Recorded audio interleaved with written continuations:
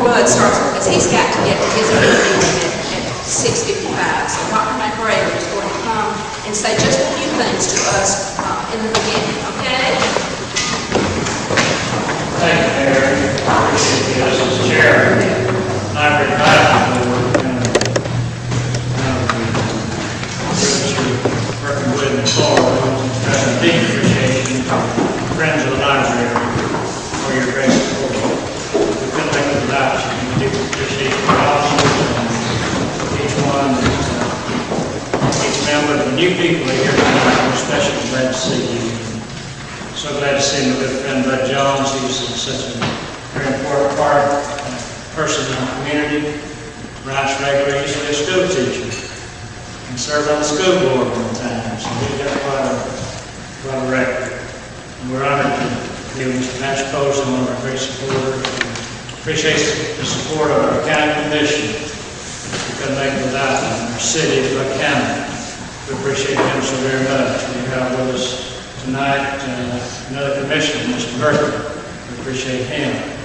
And the officers, and they're going to be doing this. I just want to express my deep appreciation to you. And to Haralson, Peggy County.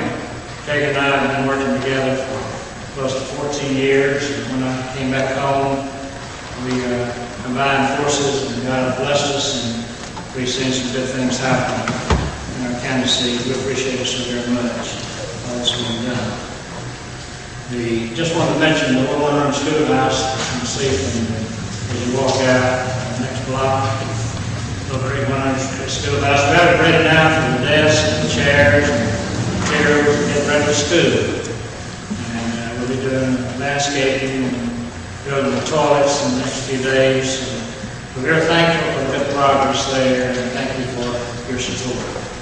Again, I apologize for the conflict of schedules, but I do appreciate what you're doing. That phase out in a few minutes, since their limit is 2 minutes, I want 2 minutes and a half. Thank you, Mary.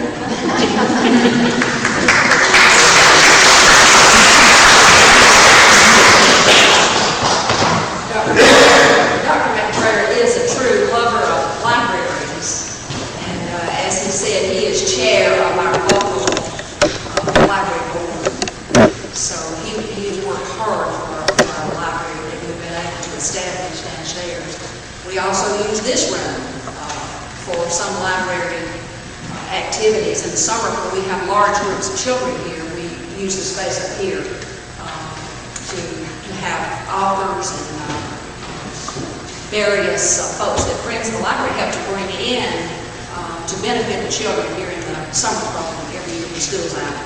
But we are ready now to get about one of the most important parts of our meeting tonight, and that is to listen to Bud Jones. Y'all came to hear him and not me, but I want to tell you just a few things I've learned about him just lately. I am not a native myself in Haralson County. We moved here in the early 70s, and so and that seems like such a short time ago. That's actually a few years. I should feel right on here. But I know that Bud was actually born and reared in this county. He writes for our local papers, and sometimes his articles refer to his father, to his dad. He had one in the paper not long ago that did. So he goes way, way back in the county. He is just a multi-talented man, and I'm sure that on this list, I have not listed all the talents that this man has, but these are a few things I've learned about him. That he is a retired educator. He taught Buckhannon High School biology when he was teaching, and then Dr. McRae mentioned that he served on the school board. He owns the Bud Jones Taxidermy Museum in Tallapoosa, and most of you have probably been there. He's just an artist. When you go in and see the work that they do in that museum, you realize that he is indeed an artist. So that's a real talent of his. One thing that surprised me that I just learned last week is that he's also a decorator, and I understand that his son helps him. But did you know that they decorate all the Longhorn steakhouses? But his son, and that was something his son-in-law, And that was one thing I learned just lately. I asked him if it was okay if I shared that. He said yes. He's an accomplished musician. Somebody that we ran into Sunday said, his guitar. Somebody Sunday said to me in a restaurant, "Oh, I wish he would bring in his guitar." So maybe that's for another program. He is a yarn spinner, I understand. He really can spin a yarn. He has written about a dozen to 10 books, but most of which are published at this point. And his latest book, which came out 5 or 6 months ago, isn't that correct, is Some Wild Animals That I Don't Know. So he's going to be talking with us about that tonight. Someone asked me last night on the phone if we'd have time for questions and answers. And I said, certainly, if Bud has time, and if anybody has questions they want to ask him, anything he's willing, brave enough to reveal, we'll certainly take a minute for that if y'all would like to do that. He just told me a few minutes ago that he is going to be donating proceeds from this book to the library, any of these books that he sells, and that is so generous of him to do that. The books make wonderful gifts, you know that. So there might be somebody in your family, somebody that you know, some friend or family member, that would love to have one of Bud's books.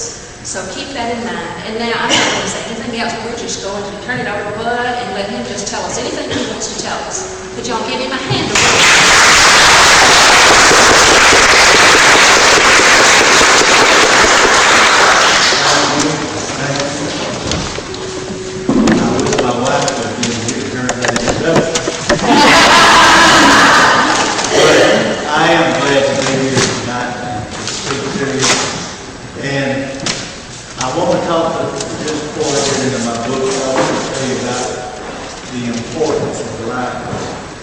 I'm so glad that Will County got things straightened out and you're able to keep your library going. Today, many of your small cities place a lot of emphasis on making sure they have the children have a softball team, or they have football, baseball teams, and that's a great thing. But when it comes to libraries, they kind of fall short when the city goes to the library, cries to the city, we need some more money, but they have a hard time coming up with it. But, I think that children's minds ought to be developed as well as their bodies. And I've always loved libraries. And we have 3 girls, and my oldest daughter, Holly, she lived in the library when she was a teenager. She just loved to stay at that time, Tallapoosa just had the little library there by the old high school, but she just loved the library. And I think she picked up her love of books from me. I have a personal library of over 2,000 books. Most of them are on animals. I have about 120 books on dinosaurs. When I went to high school and college, dinosaurs were never mentioned. And after I got out and had our children, I got interested in dinosaurs. But I love the libraries. And I hope that you'll support this one here. It's a wonderful thing to have. Ms. Gerald asked me to talk about my book that recently came out, and I want to say that I think there's 10 books, and they're $10 a piece, and if you buy one, all of it goes to the library. And if you don't buy them tonight, I'm going to leave them here. I have got two of my other books that I'm going to give to the library, but I'm going to tell you about them later. Many people have asked me why I wrote the book, Some Wild Animals I Have Known. Well, I have always been interested in animals. And I remember when I was 10 years old, I found a dead blue jay in the road. And I asked my mother, did she think if I covered it with glue, that would preserve it. She didn't think that would be too good. But when I was 16 years old, I took a taxidermy course through the mail. And ever since then, it just kind of got out of hand. And I've been working with animals and been interested in animals all my life. People ask me, why did you start writing? And I would like to say, she mentioned that I wrote in the paper, I started writing for the Tallapoosa Journal when I was 19 years old. And I knew that people would think that a 19-year-old didn't know what he was talking about, so I wrote my articles, Living Outdoors by the Old Woodsman. And a lot of people, most everybody didn't know who the Old Woodsman was. But it was a 19-year-old boy that really didn't know much. But I have written for the Tallapoosa Journal, except my 2 years in the Army and the 1 year that we lived in Wild. I have written for the paper most of that time, and it's been a real enjoyable experience. I have a lot of people call me. I probably get about maybe anywhere 2 to 5 calls a day from people, especially during the snake season. And they want to know what kind of snake is this, and what kind of snake is that. But so they say, why did you write a book? Well, as I said, Jake and I had 3 girls. And when I was, we were raising our children. One year we had 3 girls in college. And let me tell you something, folks, that's hard work. But I always wanted to write a book. When I was a boy, I think when I was 12 or 13 years old, I was still playing cowboys. I loved cowboys to be. Now, 12-year-old boys are driving cars or 4-wheelers or doing some things that I didn't know about till I was an adult. But times have really changed. But they say, why did you write a book? I've always loved the West, and I always wanted to go out west. And I finally got to do it in 1962. We went to Wyoming. We went back in '63, and then before that we had lived a year in Wyoming, and I loved the West. But I never did think I had time to write a book. And when I turned 60, I said, well, if I'm going to write a book, I better get with it. And so I wrote my first book. It was a Western called The Pleasant Valley. And I hired an agent who was in Smyrna. And this agent married Randolph Scott's stepson. All of us who watched Western know Randolph Scott. And Randolph Scott's son was named Chris. He was his stepson. He didn't have any biological children. And so Chris Scott and his wife, Peggy, took me on as a client. And so when I wrote my first book, Pleasant Valley, I took another book over there. Pleasant Valley was my 3rd book, and it was published first, but I had taken her some other books. And when I took her my first book, it was called The Man from Wild Horse. And so I gave it to her, and I went home, and I said, boy, in about 2 weeks, Hollywood's going to be costly. I just knew they'd make a movie out of that, The Man from Wild Horse. But they never did call. And it was 5 years before she got somebody to take my book. And it happened to be The Pleasant Valley. And so writing, getting a book published today, folks, is not easy.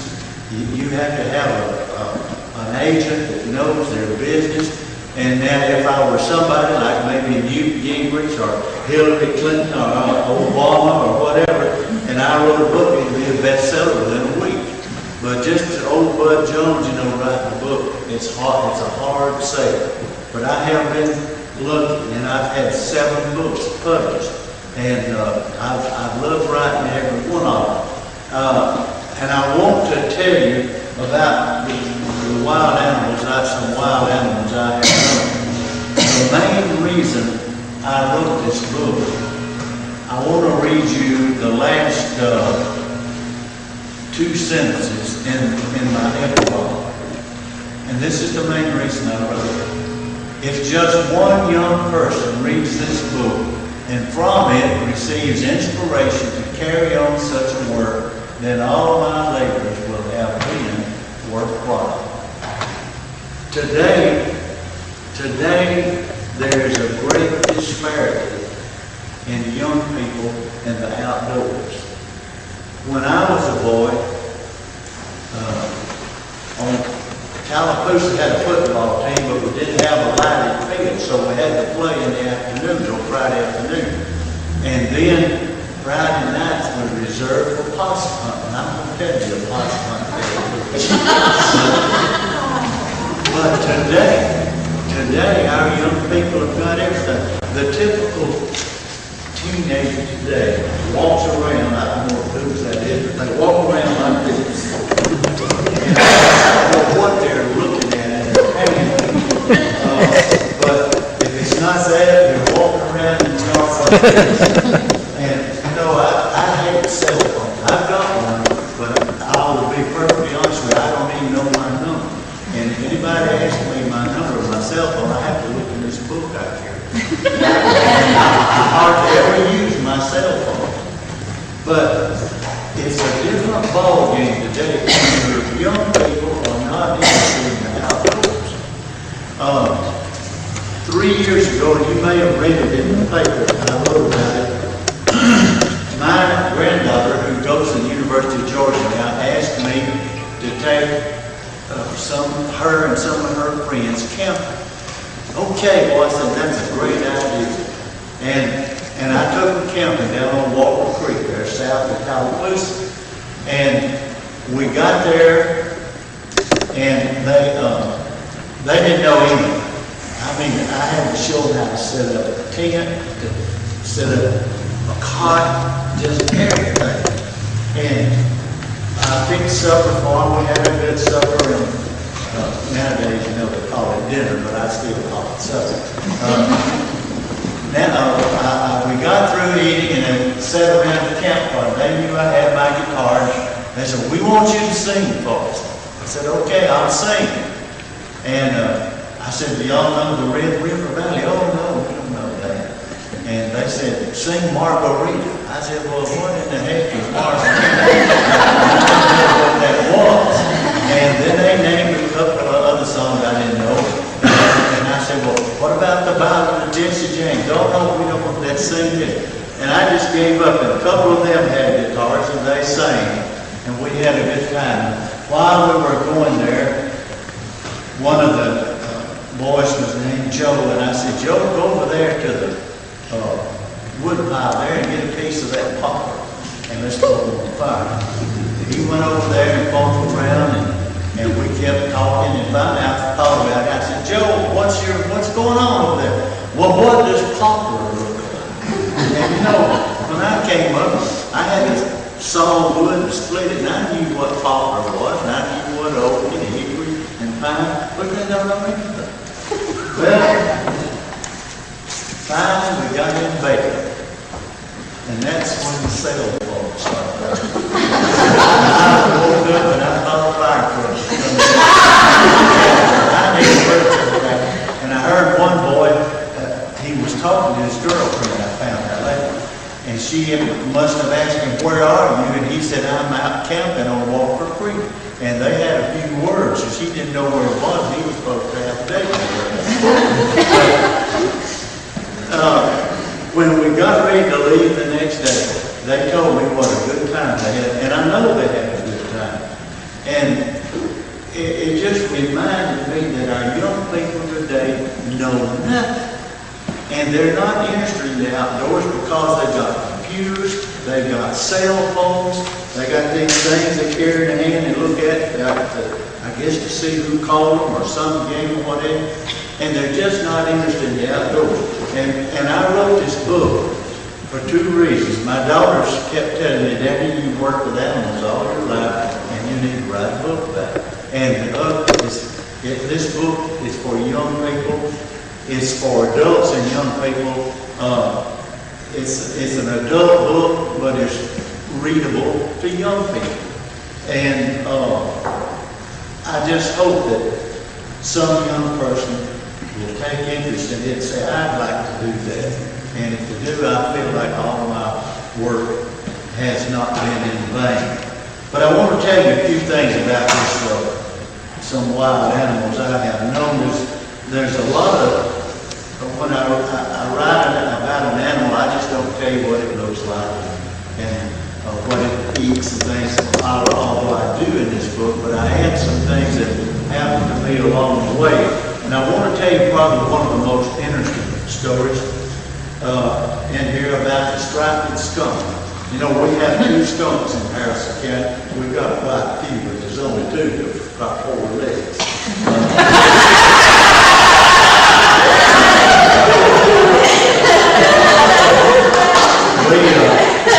We have the striped skunk and the little spotted skunk. And the striped skunk is our most common. And when it gets ready to spray you, it'll turn around and stick his rear end towards you, and he'll look back like that. And when they do that, you know you better run. The little spotted skunk is smaller, and when it gets ready to spray, it stands on its front feet with his hind legs up in the air and lets it go. Anyway, one night we went possum hunting with my daddy and myself and Luke Adams. Some of you, I'm sure, knew Luke Adams. Luke was a well-known gospel singer in this area and a fine Christian man. And Luke picked us up that night in his new car. Back then, cars had trunks. And so our dog was named Old Lee. And we put Old Lee in the trunk of the car, and we went down out instead. And there's 2 kinds of possum dogs. One that you have to take back in, you can carry a lantern or a flashlight, and you walk through the woods, and your dog will follow you. And if he smelled the possum, then he'd take off on the trail. The other was trained to, you let him go, and you just stood still, and he would go out like a big circle. And if he didn't find a possum, he'd come back. Then you'd walk a little further, and he'd make another circle. When he smelled the possum, he'd take off and treat it. Well, Old Lee was like that, and we had treated 2 or 3 possums, and Lee started barking again. When he would trail the possum, he wouldn't bark, but when he treated, he'd roof, roof, roof, roof, like that, in a real staccato. And my daddy said, well, boys, he's treated another one. Let's go. So we looked at it and took off first. I was second, and my daddy was behind us. And we got pretty close to Old Lee, and Luke says, he called my daddy DB. He said, DB, I smell a polecat. He called the skunk a polecat. And my daddy said, oh, no. Said, Lee wouldn't treat a skunk. And so we went on further, and Luke said, DB, I believe he's treating a skunk. And it made my daddy mad, because he had a lot of faith in Old Lee. So he just came around both of us, and we followed him, and he walked right up to Lee, and she was treed under a bush. The skunk was on the ground, and just as we walked out, that skunk let it fly. Now, it don't come out in the stream, but it's a pond. And we walked right into it, and Old Lee started whimpering and took off. And when a dog gets sprayed by a skunk, they can't smell for a few hours. So the hunt was over. But we walked right into it, and folks, I tried to throw up, but I couldn't. I just had a dry heave. It was terrible. It was terrible. Now, the reason, I should have told you this first. The reason my daddy walked right into it, he couldn't smell. we lived on Tiger Street in Tallapoosa. And one night, my daddy awoke. He heard some popping and different things, and he woke up, and the neighbor's house across the street was on fire. And Daddy got his shotgun and ran out in the street, and I was just a 10-year-old boy. But I remember very well seeing him stand in the street and shoot his gun 3 times straight up in the air to wake up the neighborhood. And he did. And then we stood there, and back in those days, people didn't lock their houses. And I saw my daddy go in that burning house, and the people who lived there were named Bridges. And he woke them up. He went upstairs, and they had a baby. She came out with a baby in her arms. They had some more children, and they came down the stairs. My daddy was barefooted, and the ashes were already popping all over the floor. And the smoke was so intense that ever after that he couldn't smell. And the little baby that she carried out of the house is our current mayor in Tallapoosa, Pete Bridges. And I'll never forget that. But Daddy couldn't smell it, so that was why he had all the faith in the world. And old Lee, he just walked right up to that skunk. And it was terrible. Well, we knew the hunt was over, so we got old Lee and started back to the car. And I forgot to tell y'all, or maybe I did, Luke Allen picked us up in his new car. Well, when we got back to his car, Luke looked at my dad and said, "I'm in the dog house now." Daddy said, "What do you mean, Luke?" And he said, we got to get in the car, and we stink, and that's my new car. And I don't know how he made out with his wife, but when we got home, I know how Daddy got made out. The mother met us on the front porch, and she said, "Any 2 grown people that would go out hunting on a cold night and come back smelling like dog." And it was about 25 degrees. She said, "Undress right here." We had to undress on the front porch. And it was about 2 weeks before I got that odor off my skin. I'm telling you, I hope none of you ever have a run-in with that skunk. Because it was really terrible. And then I want to tell you another story that's in this book about a can of chili. I had a friend at that time named Louis Ray. Louis was about 3 years younger than I. And Louis, and he liked taxidermy, and we had decided that we were going to build a museum in Tallapoosa one of the days. And we were going out and collect all these animals to put in that museum. And we walked from Tallapoosa out to Hogan's Bridge. I don't know if you know how far that is, but it's about probably 3 miles. And we didn't have a car. We carried all of our camping equipment. And the main thing that we were going to have for supper was a can of chili. And I've always been interested in birds. And we were on the river back there preparing to get our supper ready, and Louis was getting up some firewood for the fire, and I had just taken that can of chili, and I was about to open it with one of these old-time can openers, and I saw a great blue heron flying down the river. And the great blue heron is a huge bird, if you know what they look like. They have about a 4-foot wing spread, and I was so flabbergasted. I said, "Louis, look, the great blue heron," and I dropped that can of chili, and it started rolling down the bank, and it rolled into the river, kerplunk, and there went our supper. So we had Pepsi Colas and soda crackers for supper that night. But I'll never forget that bird coming down. It was just a great thing for me to see that. Then another story here I want to tell you about was right interesting when I was, and I went to North Georgia College in Delano. And there's a lot of old gold mines around Delano. And one day a couple of boys and I decided we'd go explore some of those mines. And one of the boys had a car. We drove well up above Delano and parked our car and we walked to where one of the boys knew there was an old gold mine. And we had one flashlight. And so we started in this mine and you could stand up, but the further you got into it, you had to get like this. And finally, we got all the way to where we had to crawl. And then we were smart enough to say, well, we need to get out of here, but we didn't want to have to go all the way back like we came. And we saw just a shaft of light up there, and we crawled on up there, and there was a shaft that the miners used for an air hole. And we decided we'd just crawl out that shaft. You know, there's the air up there. We could see light, we get out there. Well, we did.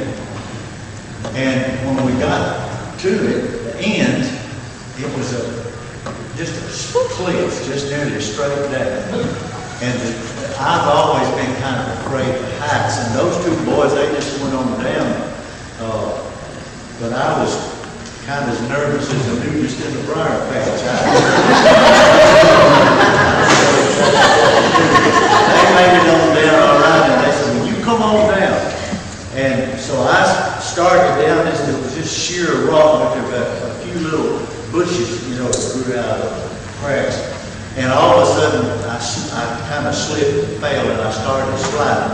And folks, this is the gospel truth. I was headed for certain, sure enough, injury or death. And I stuck out my hand just for anything I could grab, and I had on my college ring. And I grabbed a bush, and part of that bush limb went up under my ring and stopped. Just momentarily, it gave me time to grab that bush. And finally, I made it on down. And when we got down, and I was myself again, we didn't know exactly where we were. And there was a little creek there, and so we started walking down the creek. And we got pretty well along, and we heard some fiddle music. And so we followed that music, and we crossed an old bridge across that creek. And there was a house back there, a little cabin like that, a log house. And there was a man and his two sons playing a fiddle and a banjo and a guitar.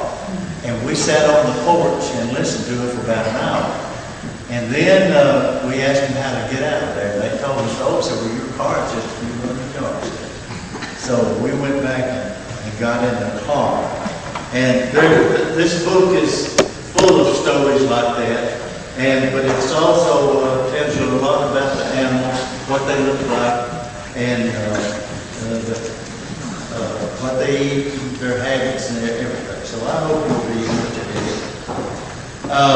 The other book that I had come out just before this one, it gave me great joy in writing. This is Growing Up in Tallapoosa, GA. And, you know, everybody here, if you can write any at all, you can probably write a book about your life.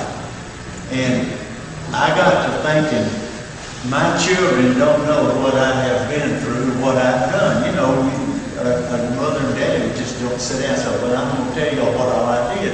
They know some of the things I've done, but I said, I'm going to write a book. And I said, it may not ever be, make me any money, but by the way, this book is probably sold better than any of my books. But I said, this will be a record of what, to my children, of what I've done. And so I started with, I tell you, each one of you ought to keep a diary. That's one of the things that I have done. And when I wrote this book, I was able to go back to my diary and remember a lot of things. But I've got just about a library by itself of my books, my diary. And I often go back to that diary and refer to something. My wife Jackie asked me something the other day about when we did something, and I went back to my diary and found it. But I wrote this book, Growing Up in Tallapoosa, and I started when I was just a a young boy. My remembrances, and I came on up when I was a teenager and when I got married and so forth. And I want to tell you some of the things that are in it. The first one is, there's a chapter in here about sassafras tea. Now, I don't know how many of you have drunk sassafras tea, but Jack and I went camping with the late Haralson and his wife, Betty Arnold. She died a year or two ago. And we used to go camping a lot together. One night we were sitting around the campfire over in Chapalapa Management area, and Harold said, Bud said, have you ever drunk any sassafras tea? And I said, no. But I said, there's a couple of bushes right over there. I saw them a while ago. And I said, if you want some, we'll make some. He said, let's do that. I said, okay. Now, we didn't know, I didn't know at the time that sassafras tea is a perk. And so we made up a gallon of it. With sugar. And my wife, Jackie, and Harold's wife, Betty, were wise enough not to drink it. They didn't know anything about it. They just thought, well, we just don't want it. Harold and I sat around that campfire, and we drank the whole gallon. Well, boy, it was good. It was really good. And so finally we went to bed. About 2 o'clock in the morning, Harold woke up and said, is that thunder? And I said, no, that's my stomach. I want to tell you. He said, well, mine's growling too. And both of us hit the woods. We did that all night long for 12 o'clock the next day. I was so weak, I barely could back up my That was on a Friday night and a Saturday morning. On Monday morning, I went to town and Dr. Hildebrand, who was our local pharmacist at the time, not Charles, but his daddy, Dr. Hildebrand.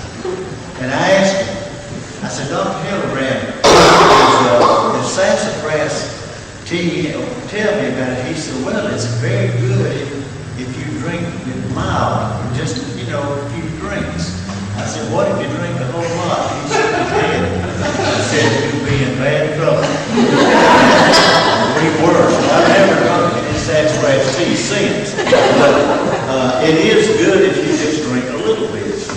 But I found out, I did some reading on it, and it's the country folks used to use it for a purgative, a spring tonic. But I didn't know that. And then another story in this book is about my new underwear. My daughter Cherry gave me some underwear for Father's Day one time, and I didn't know it at the time, but it glowed in the dark.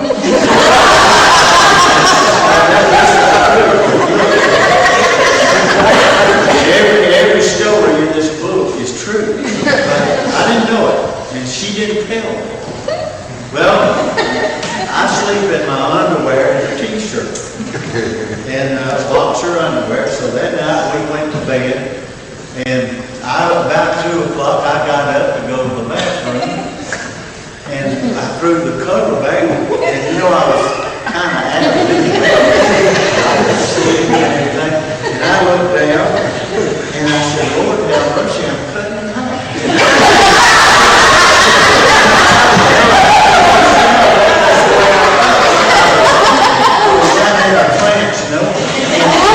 Underwear from here to here was just, it looked like I was cutting half. And I went on and I ran to the bathroom. When I got in the bathroom, I couldn't see it. Because, when the light was on, you couldn't see it.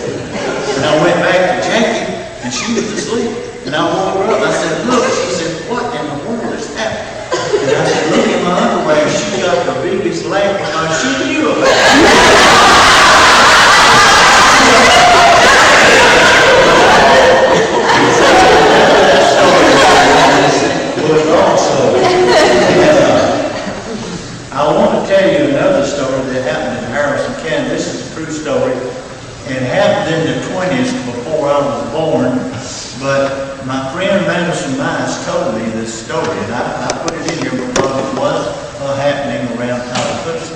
There was a farmer in Tallapoosa, and I called him Joe Blanks in this story, and I won't tell you his name because I don't want to embarrass some of his family relatives living might still be here.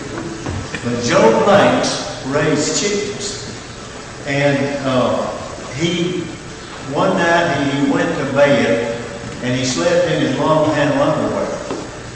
And early in the morning he heard a racket out in the chicken house, and he had been having trouble with a red fox, and he knew that old fox was in his chicken house again. So he got his double-barrel shotgun and he was slipping out to his chicken house, and he cocked both barrels.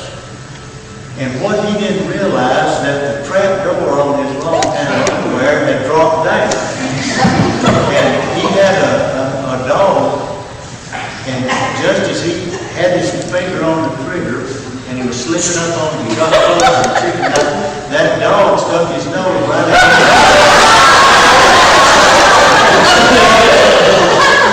And when he did, he jerked both triggers. The chicken house caught the whole load. He had a bunch of dead chickens. The fox got away. And they didn't have the freezer like we had today. So Joe Blanks and his family had to eat fried chicken for a long time. That really happened, and I thought it was just too good to be true. And then there's another story about this lady who happened out close to the New Canaan Church. She was about 90 years old, and her husband had died early. And she had the habit of going to the graveyard every day. And her husband, there was a slight hill there, her husband was buried up at the top of the hill. And she had the habit of coming to the graveyard. She lived right across the road. Coming to the graveyard and walking up, and she would go, she'd see this tombstone. Well, Bill, I see you're still here. How are you doing? And then she'd go on and, well, Sally, I remember you and the trouble you got into. And on, she'd talk to each one of the tombstones. What she didn't know is there was a man at the top of the hill. There was some trees there and bushes, and he had been he cut down some trees and sawed up some wood and had been split. And he got all of his wood split. And he was waiting for his brother to come with a wagon to pick him up. So he was sitting on the stump. Here come this lady walking up top of the tombstone. Well, when she got up to her husband's tombstone, they were like far near the wall, but she couldn't see because he was behind the bush. And she said to her husband, she said, well, I see you're still here. And the old fellow beside me pulled a trick. He said, no, I moved to the other end of the graveyard. They said that old 90-year-old lady went down through there like a deer.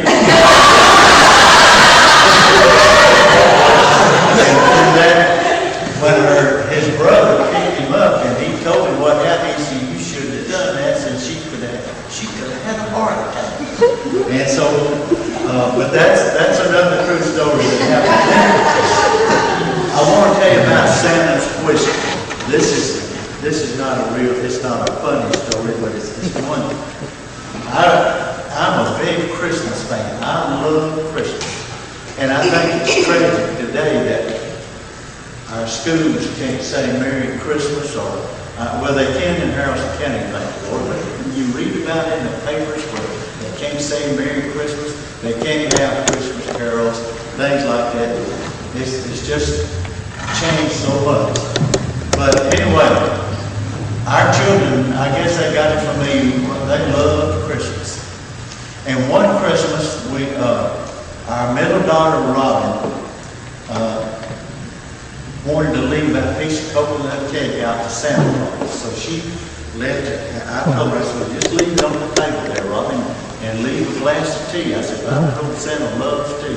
That's my favorite drink. And so she did, and I got the bright idea.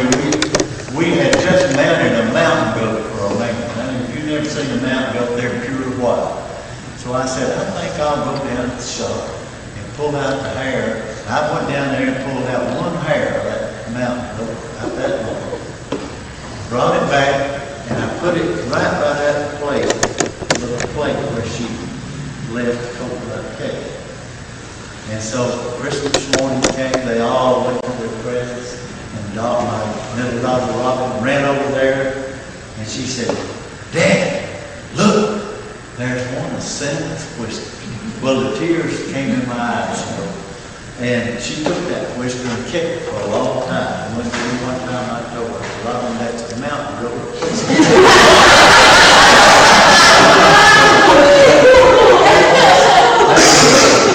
One of the stories in here that I had to tell that.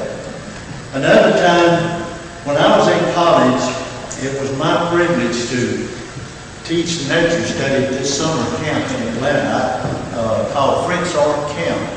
And I taught there for 5 summers. And I wasn't in college that long, but after I graduated, I taught there also. And it was my habit early in the morning to take a bunch of kids on a bird hike.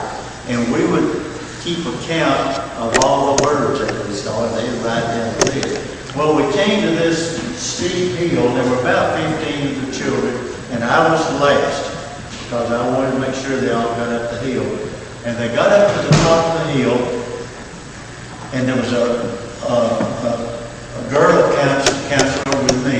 We were the only 2 adults.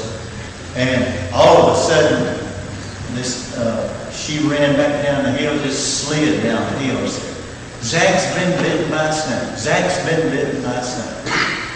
And so I ran up to the top of the hill, and sure enough, they were all crowded around this copperhead. And Zach Thomas was his name. He was a 14-year-old boy, but he was real husky. And so I told him to get out of the way, and I had a clipboard that we were keeping the names of the birds on. So I took that clipboard and kept my hand like that and stuck it down on that snake's head, and I just grabbed him behind the neck and just flung him out through the woods because I didn't have time to kill him. I knew I had to get to Zach, so I always carried a snake bite kit, and I cut a place from he had only one fang mark in it. It was right in his lower leg. And I cut that and put the suction on it. And I said, now Zach, I said, this is going to hurt. And when I cut him, he never went. And what I did, I spread his leg out, and I got like this, my back got down on his leg. I couldn't, he couldn't see what I was doing, but he could shoot a finger. And I said, now Zach, you can't walk, and I'm going to have to carry you back to camp. And it was probably a half mile back to camp, and he was a pretty heavy boy, but the Lord was with me. I got him up on my back, and I carried him back to camp. And I sent the other campers ahead and told them, I said, tell them to have the van ready. We got to get to the hospital. So we took off to Grady Hospital, and I had the suction cup going every so often. I'd take it and sling it out the window. Well, I didn't realize that there was the lady that was driving stopped at a red light, and I took the suction cup, just slung it, and about the time I slung it, I looked out, and there was a bunch of people standing there. I just slung blood all over. And they, by the time they go back to say she took off. And when we got to the hospital, the doctor came out and wanted to know, said what kind of snake was it. I said, it was copperhead. He said, how do you know? And I said, no, I just know that's what it was. And then the other counselor explained to him who I was, and that I taught nature study, that I knew what a copperhead looked like. And he said, well, you did a good job. He and said, you probably saved his life. Well, Zach was in the hospital 3 days, and when he got out, his mother and daddy came out to the camp one day, and I saw them coming. They motioned me to come on the car, and they said, we want to give you this for saving Zach's life. And I said, look, you don't need to give me anything. I said, I just did what I had to do. And they insisted. They slipped a bill in my hand, and they left. And when they left, I looked at it, there was a $5 bill. And I thought to myself, you know, that's all they had. And they gave it to me. And I think if I hadn't taken it, I would have offended it. But that's one of the things that happened to me when I worked at that camp. Then I want to tell you one more story here, and then I'll let you, if you have any questions. I want to tell you about Louis Ray again. Louis Ray and myself, as I said, you know, he's the one that Ken Chitty rolled down. One night we were camping on the Tallapoosa River. Now, when I was young, my dad used to take me possum hunting and fox hunting. See, we didn't have any turkeys around here then. We didn't have any deer. And when I was teaching school at Buchanan, we had the first 3-day deer season. That you probably remember. And the boys came to school and they brought their guns in to show me their rifle, you know. And now if you take a picture of one in school, they'll throw you out. That's how times have changed. But they did come in and show me that. And Louis and I were camping on the river, and evidently somebody had been fox hunting. And I heard, we had just turned in our sleeping bags, and Louis was asleep. And I heard the dogs barking. I said, boy, they're really chasing fox. Well, it got louder and louder. And like the river was right here, and then there was a space about, 20 feet of level ground. There was a high bluff behind us. And we had our sleeping bags put out and had a fire burning right there between us and the river. And here those dogs kept coming. And I said, gosh, they keep on, they're going to come right by us. So I woke Louis. What happened? What happened? That time he sat up in the bed. That red fox shot right across the ceiling between us and the campfire. And Louis didn't know what was happening. Here, in just a few minutes, here come the dogs. And they ran through the fire, axes flying, the dogs hollered, and Louis was jumped up. And he always slept with his gun close by, and he grabbed that pistol, and he was ready to kill somebody. That red fox went on up and fought. I don't know if the dogs ever caught him or not, but we awoke that night really surprised. There's a number of these stories in this book, and I'm going to give this. I didn't bring it. Well, I brought 2 copies, but this book I'm going to give it to the library, and this is probably my favorite book that I've written. It's called The Long Trail, and it's about a boy from Georgia who grows up and with his uncle, he goes out to Missouri. He always wanted to see the West. And while his uncle gets killed in a brawl, and this boy goes on, and it's got a lot of history in it because some of the things are based on things that really happened. I really like this book. There's a lot of Indian lore in it, and I want to give it to the library also. And I really get a joy out of writing, but let me tell you, when I finish a book, it's so hard to get started on another. You know, there's so many interesting programs on television.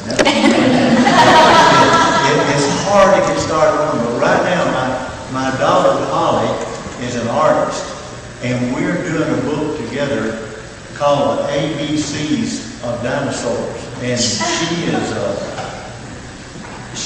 is each A, B, C, D, each letter is going to have a dinosaur, a name that starts with that letter. For example, A is Allosaurus, B is Brontosaurus, and on T-Rex and so forth. And she's painting the dinosaurs, and I'm going to do the legend for them. And it's going to be for children. And so that's what we're working on now. Plus, I'm working on another book that's coming along slowly. It's called A Hike at the Cabin. We have a cabin down on Walker's Creek, and I go down there nearly every day hiking, and there's things that I see, and it's going to be similar to this book, but it's going to be a lot more detail about animals and plants and things like that. So I love to write, and I think that one of the most important things that we as adults can do is to try to get our children and our grandchildren interested in reading, because they've got the internet now, and there's so much on the internet that's good, there's so much that's bad, and they've got cell phones, and they've got all these things that I read an article just yesterday that says that reading has dropped off among people, especially young people. And, you know, I'll be honest with you, I feel sorry for anybody that don't like to read. I talked to a guy yesterday, and I was telling him, he was wanting to know why I knew this, why. I said, well, I read a lot. And I said, do you read a lot? He said, no, I can't stand it. I feel sorry for people like that. They just can't, they don't want to read. I love to read. And I've got a library downstairs that I go down there sometimes. Well, Jackie's lived with me for 51 years, so she knows my habits. And she likes to watch Fox News on television, and I like to, if I watch television, I like to watch westerns. So she has hers upstairs, and I go down to my library downstairs, and if I'm not watching TV, I'm usually writing. But we need to encourage our youngsters, especially, to read. And I'm so glad that Buchanan has this library and what it can do for our community. And I was so glad to read in the paper that the library didn't have to close. And some of you need to know the mayor and so forth. You need to talk to them and see if they can't help the library as much as possible. I know the one in Tallapoosa is always needing money, you know. And I'm not saying anything derogatory about the city officials. It's just that people don't equate reading as being important to furnishing softball and stuff like that for children. And they don't equate physical with the mental. And I think the mind of our young people is just as important as getting out and playing ball, although I love all my girls playing ball, and it's a good thing. But I think the library ought to be just as important. Do any of you have any questions you'd like to ask? Do you know when the dinosaur book will be finished? Do y'all have a target date of finishing? No, my daughter she has a kind of an antique art shop over in Texas. She runs that, and she told me today that she's got some of the drawing of the dinosaur and wants me to send her some material. So I would like to think we'd have it done by Christmas, but you see, once you submit something to a publisher, then it goes through all this red tape. And so even if we had it done by Christmas, we'd be lucky to have that when it's due. But we're working on it, and it's mainly for children. Y'all might be coming to do a book signing, a sale and book signing for us here. No, I think that's the thing to do. Love that. Y'all are planning on doing that? Any other questions? Where can you get your books at other than this one? You can get them at most any bookstore, and if they don't have it, they'll order it for you. You see, I'm just a peanut in a big barrel of rice. If they don't have it, they will order for you. You can get it at Amazon,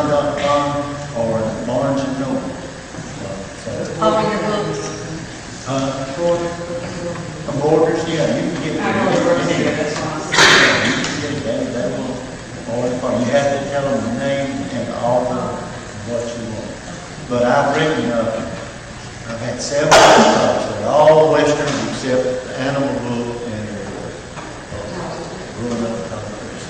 Bud, you don't have a place in Tallapoosa anymore where they can be purchased? What? There's not a place in Tallapoosa any longer where they can purchase your books? Yeah,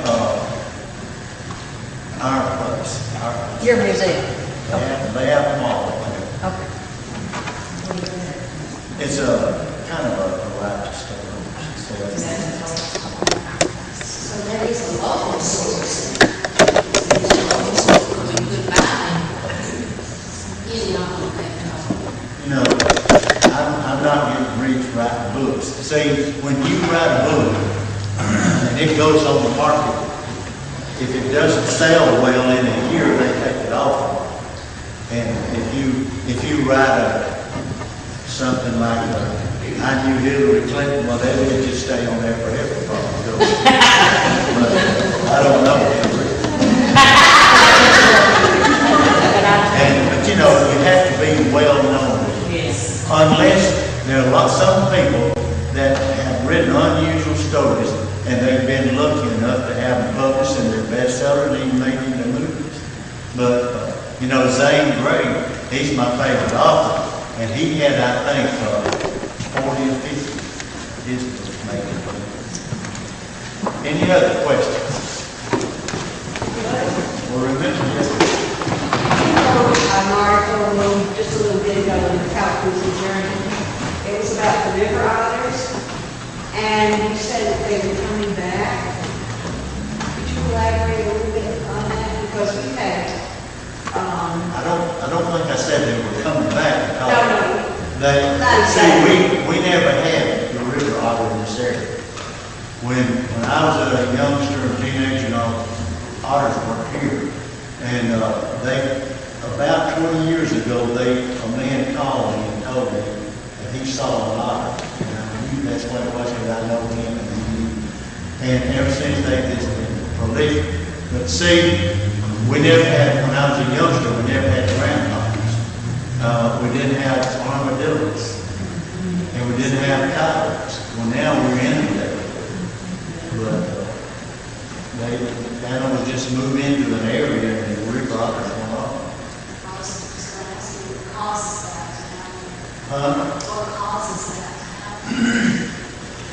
Well, like the river otter, they just find a suitable habitat. And see, when the river otter has 4 or 5 youngsters, and when they are born and they're adults, then they have to get out and find their own territory.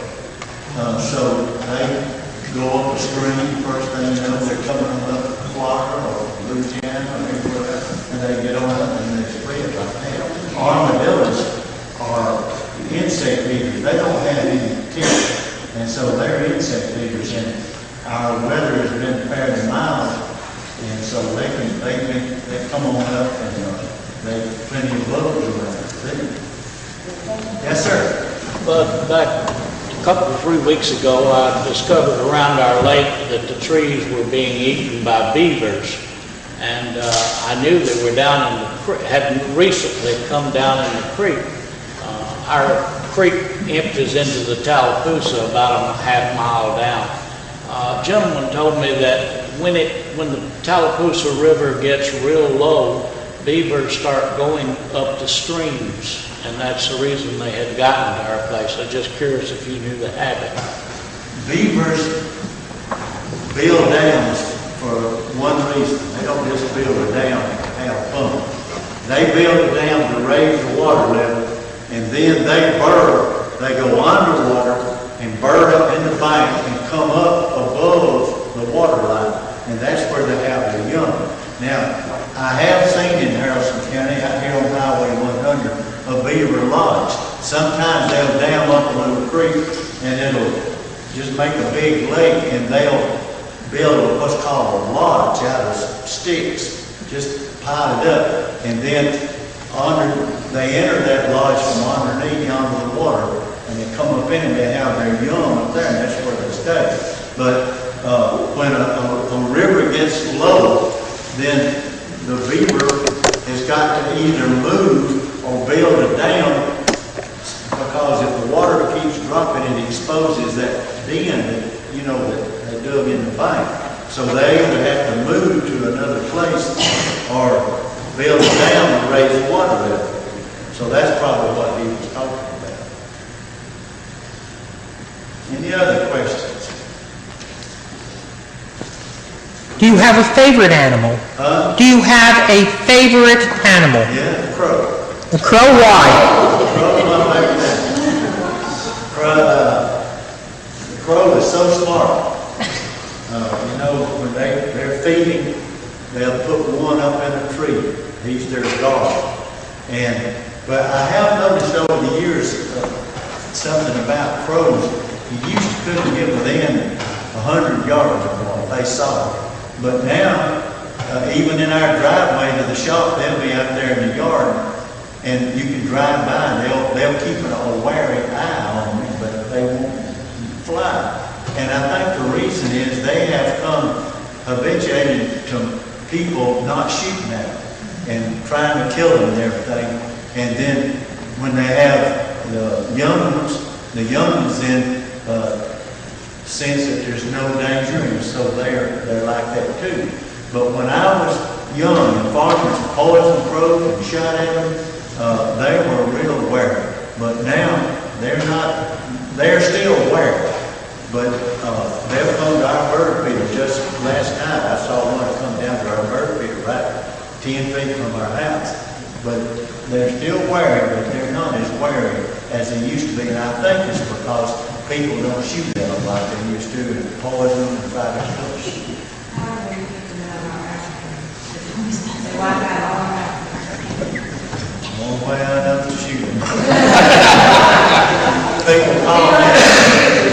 But then, way up in the trees, the apples are all going away. We do that with the deer, so Yeah, they can we be. work hard to crawl that tree we got. We got a lot of wood trees. They sure make all wrong. I mean, everything. There's nothing that they're finished.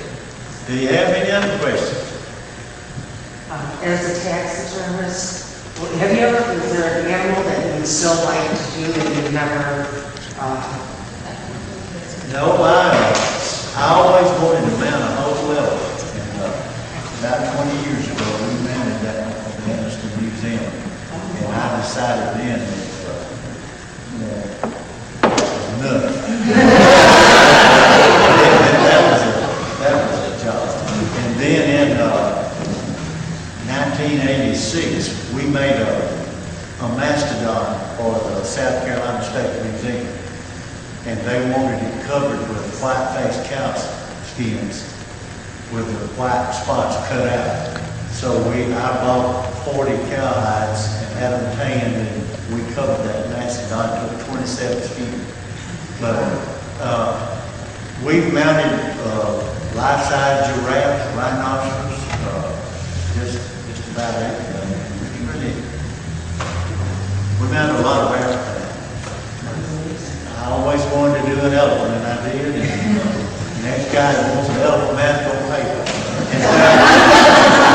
We mounted an elephant head for George Wallace's daughter, ex-governor of Alabama.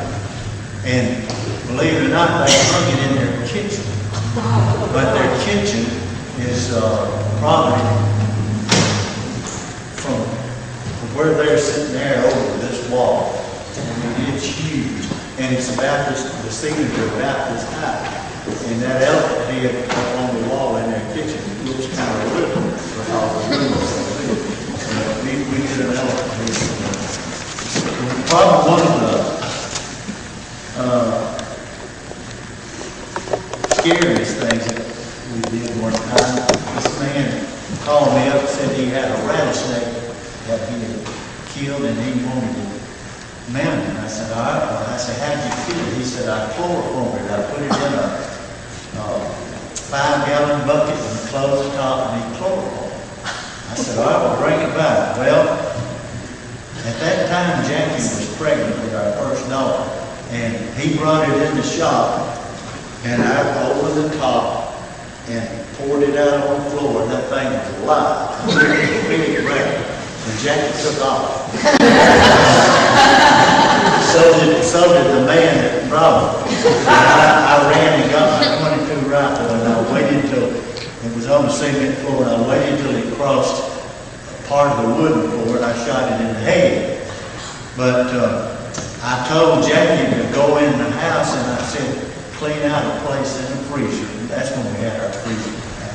I said, clean out a place in the freezer for me to put this rattlesnake. And just a few minutes, I heard her let out a war whoop, and I ran in the house, and I had forgotten that I had a frozen copperhead. She picked that up, a plastic bag, and the copperhead slid out. And I thought she was going to have a miscarriage.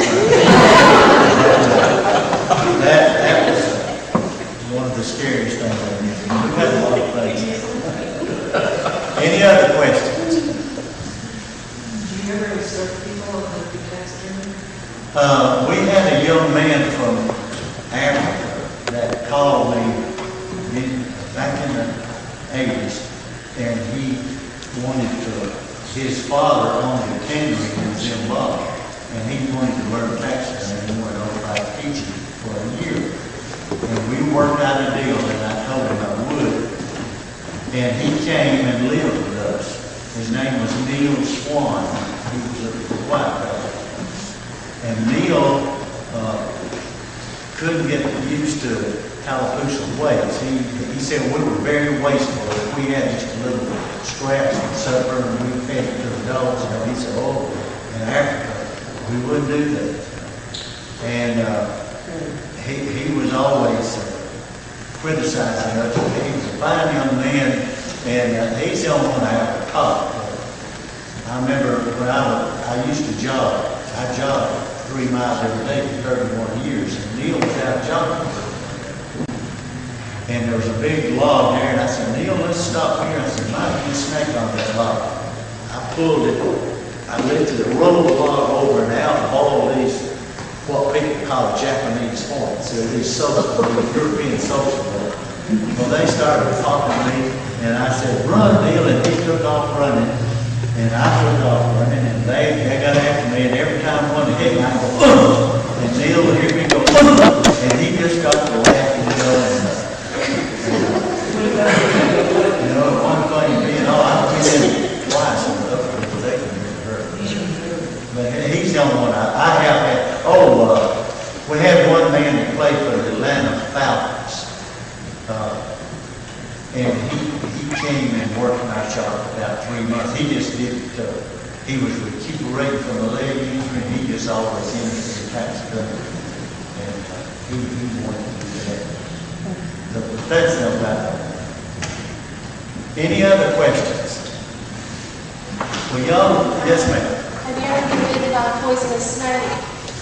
Ma'am? Have you ever been bitten by a poisonous snake? No, because the only poisonous snake I've ever handled was that copperhead. There's a guy named Steve Scruggs that's very good. Some of y'all may have seen him put on these shows about animals, and he handles snakes. But one of these days they're going to get it. Ross Allen was a well-known herpetologist from Florida. He was the head of the Ross Allen Reptile Institute. And I saw him one time. He was going to show us how to diamondback rabbit. And he actually reached in a bucket, a big bucket like that, come out like that. Finally, he came out with that thing. And I told the boy next to him, I said, one of these days they're going to get it, and they did. I don't handle poisonous snakes because I have no reason to. If I had to, like in an emergency, I would. And I know how to catch it, but I just don't see any. That's the only one poisonous snake I've ever picked up. I catch snakes all the time, but none of them poisonous. In fact, one time, I'll tell you on this last tale. My mother-in-law was deathly afraid of snakes. And my mother-in-law and I didn't get along that good.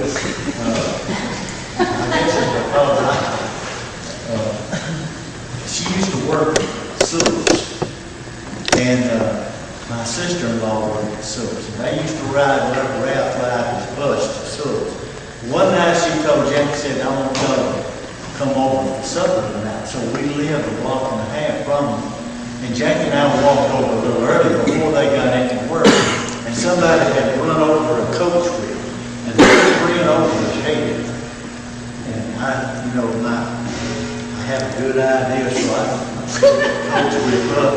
And they had a sidewalk, and you stepped up one step, and you walked to the house on that sidewalk, and there was grass on both sides. I spread that coach wheel just so realistic in there, they couldn't see his head. And I went upstairs to the bedroom window, and Jack said, "You're going to catch it." So I was watching out the window, and that bus pulled up, they got off the bus. Mother-in-law came up, she raised her foot, stepped up. "Phyllis, God!" she said. And looked down, there was that snake. They both jumped back. Phyllis took a stick, probed that snake. He didn't wiggle, she probed it, and she pulled it up, and there was that squished head. She said, "I know."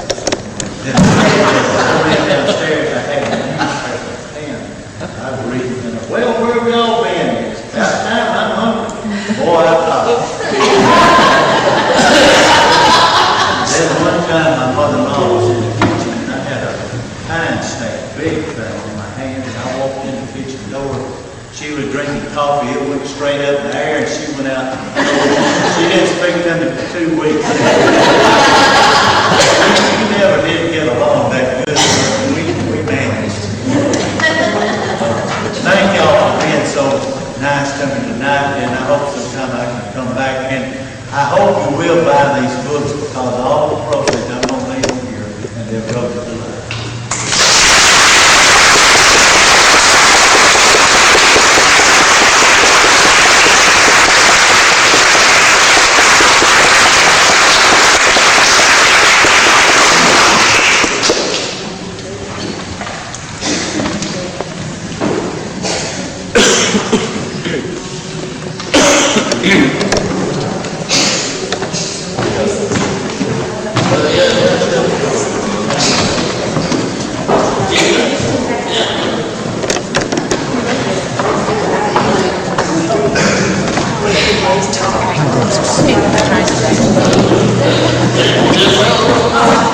And typically, after we have a speaker, we honor that speaker with, we put something in the library collection, and in honor, so back here, a motion from the group members.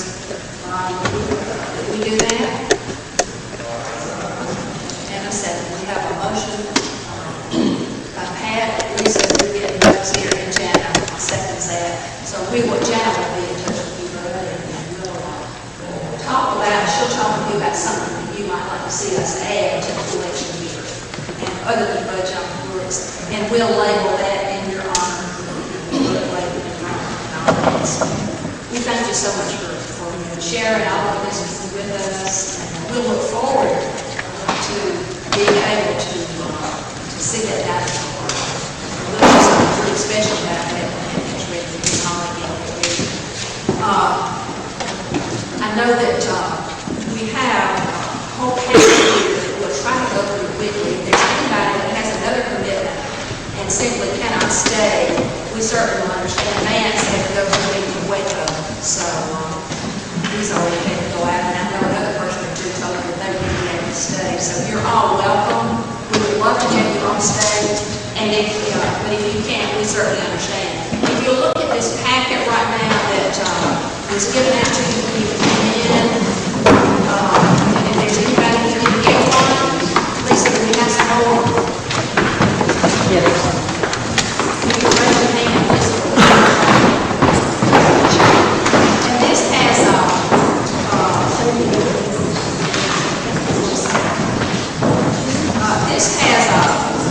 copy of minutes of the February meeting. Some of you probably have already read.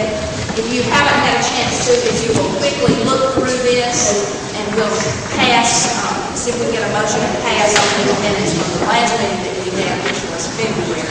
So if you'll quickly take a look at that. One thing I noticed was that we did have some other people who attended the meeting at the Capitol in February. Rosanna, you and Bob and Betty Ray to the Capitol. Betty Ray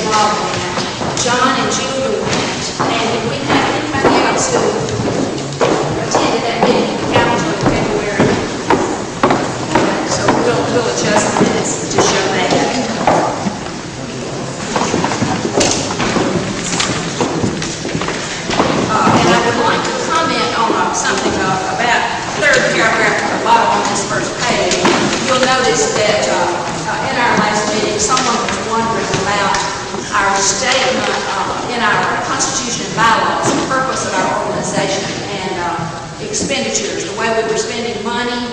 And I took a look at our Constitution and bylaws after that, and you all members have a copy of that somewhere. You've been given that sometime in the past. Our Constitution and bylaws are broad enough to cover practically any expense that friends thought they might need to make for the good of the library. So if you'll look back at that on your own copy, and when we have more time in another meeting, we can revisit that and read that statement again and see if that's satisfactory for everybody. Is there any question or comment about the minutes that you see here from the last meeting? If not, could I hear a motion that we pass on these? Stephanie moves that we pass these on these minutes. Is there a second? Pat, go back to second. Okay, if you look at the next page, you'll see a financial statement that Johnny Sue has done since the last meeting. You'll notice that at the end of January, we have a balance of $16,909.06. Then she has an itemized list here of all expenses since that time. Down at the very bottom of that, you'll see where she wrote check number 278 for $10,000 to the West Georgia Community Foundation of West Georgia. We decided, the executive board recommended at the last meeting that we try to accumulate a savings account of $40,000 as a safeguard against any other event where we might not have money to cover salaries for our staff. And the membership felt that that was a good thing to do. We approved doing that, and Charles and I looked at the statement. We had a small account. Two people had donated some money last year that they wanted put into an account at the West Georgia Foundation. Charles and I looked at the statement on those monies just before the meeting, and we earned about 8% on that $1,500 last year. So this money went into that same account. It's a designated fund. So now it has the 10 plus 13, 6, something like that in it. And that money is in a designated fund. We can withdraw principal if we had to. We would have to give them a little bit of time, but within a quarter, certainly, we could withdraw principal if we had to, and not just interest. So that is that large amount at the bottom of expenditures since the last meeting. You see a total that she has there. She's a marvelous treasurer. On the next page, you'll see where she has showing deposits, and then she shows a balance for March 31, $7,411.59. She also notes there that we have 2 CDs. One of those has $3,500 in it, and one has $10,000 in it. So we have that much money in savings now. So that we have another crisis situation. We do have that money that we can fall back on. So now I know that it's clear. Is there any question about the budget? If not, could we get a motion to approve this report? Motion to approve. Stephanie, motion to approve. Jana, second. All in favor, raise your right hand, please. Thank you. And if you'll look at the next page, our proposed budget for next year for our organization. Johnny Sue and I sat down, and this next year we're going to have a finance committee, and Johnny Sue being our treasurer will work on that committee, and Pat Fincher, a new member, is going to work on that committee also. She and I talked about this. But in the meantime, before next spring, when that committee would do this, Johnny Sue and I sat down with and looked at all expenses and all income for the year, and created this new budget for the year. So this will show you what we expect to go out of the organization and what we expect to come in. hopefully we have estimated that a little bit low. But you can see the budget that we are recommending for next year for this group. You will notice that 4 items on the budget. The first one, of course, is postage and that sort of thing. The next 4 are directly related to the library. Programming, that is to help to do programs for the children, for our teens, which Jana works on so hard. But I thought about this as you were talking about our young people.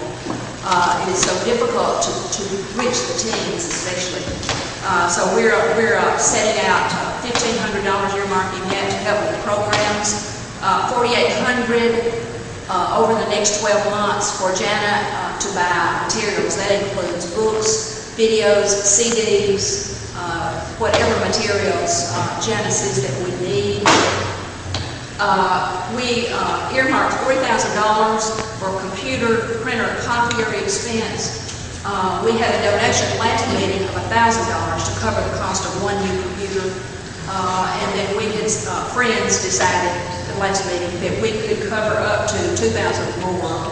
Jana's afraid the copier or the printer might just go out at any time, and the library has no money except for what we get from the governments to help us with the salaries, which pays not quite all the salaries. And then there's no other money. She gets about $2,000 a year from the state, which helps with books, but that's all it was, books and videos and that sort of thing. So we put this figure in there in case we have an expense like that we need to do. The insurance, that's to cover $250 a year, covers about $200,000 worth of coverage on the collection. Gifts, events, you see expense there for putting on our barbecue and book sales. And we set up a small miscellaneous fee in there, a little bit of extra money. For total expenses estimated to be $13,600. And if you look at what we expect for income, those two balance out. We expect contributions of 5, membership dues based on what we collected this past year of $1,400. Book sales, estimated what we did last year, $1,700. And we made $5,500 on barbecue last year. Hopefully we'll do even better than that in September. So that is the budget that we worked to show you for this next year. Any questions about that budget? If you want to see any of the detailed figures that Johnny Sue and I had in order to do this, we certainly have those. We had to do this too to get ready for the tax return. It has to be filed by the 15th of May. Nonprofits have to the 15th of May to get our returns in. So, any questions? Comments? There being none, could we have a motion then to pass this budget? Lisa, motion, second. Robbie, second. All in favor then, say aye. Is that everybody? Right hands, all in favor, right hands. Okay, so then the budget passes. The next thing on the agenda is election of officers. And you all, everybody that's on the membership list received a letter which our Constitution specifies that we're to send out every year in case there are members who cannot come to meetings who would like an opportunity to vote. And so we sent that letter out 2 weeks, it had to be 2 weeks ahead of this meeting. So you all know who the slate of officers is. However, we always open the floor for nominations, open it up for nominations from the floor. The slate that we have, Mary Gerald, president for 1 more year. Betty Ray Pfizer. Betty Ray, would you stand for a minute? Betty Ray moved into our community last year, September. Betty Ray, for first vice president. Danny Hutchison, who couldn't be here tonight, but second vice president. Lisa Tomasi, raise your hand. She was Chelsea Thornton, treasurer, and you all communicate with her, so I think you probably all know her. John Norton, did John Norton duck out? Members at large represented on the executive board and fundraising chair. John really spearheads that barbecue and does a marvelous job. He's taught all of us a lot. Now, that is the slate that's been prepared, but the floor is open now for nominations. Would anybody like to offer a nomination for any of these offices? There being no nominations, then let's close the nomination. And all in favor then of this slate of officers to work through the rest of 2008 and 09. Let's do right hands, signified by raising your right hand. Very good, that looks about unanimous. All right, we'll be having some committees appointed a little bit later. We won't go into that in detail tonight. Those people that I've spoken with about those know who they are. And we'll be tapping a few others on you to help on some of those committees. That will be membership and fundraising and finance committee. And we want to create a publicity committee also this next year. Library News, Jana, would you stand up and let us see that t-shirt? Catch the reading bug. Jana says if you would like a t-shirt that says Catch the Reading Bug, we have to order those tomorrow. So if you, Jana, then what, $3.95? Depends on if we want to go with our specific name on there. They would run a cost of, let me ballpark it at $5. If anybody is interested, please see me and we'll get something worked out. Okay, so you think for $5 we could get Friends of the Library written on the back? Right You at. know we had to order 50. Right? Yeah, but we're going to have a large enough order that and what we do for summer reading. Okay, so if y'all are interested in one of the white t-shirts that say Catch the Reading Bug, let us know. Okay, and we've got to get that order off this week. Thank you, Janet. Summer program, Janet needs a few volunteers to help with that. She expects to have a lot of children up here in these groups. So if you are interested in helping her, and you really, it's nothing that's very taxing. If I can help do it, any of you can help do it. Book sale at the Spring Festival. So if you have any books at home you'd like to clear out, Janet is accepting book donations, and we will be, someone will be calling various ones on you to see if you can help work that book sale for just an hour or two at a time. That's also not very taxing work. That'll be coming up in May. Now, let's see, I have talked a mile a minute. Is there any question or any comment that anybody would like to make before we adjourn here at 8:15? Janet? I know you're tired, I know you have homes to get to. I cannot let the evening pass without telling you folks that y'all are the reason that this library is here. Thank you from the bottom of my heart. You're welcome.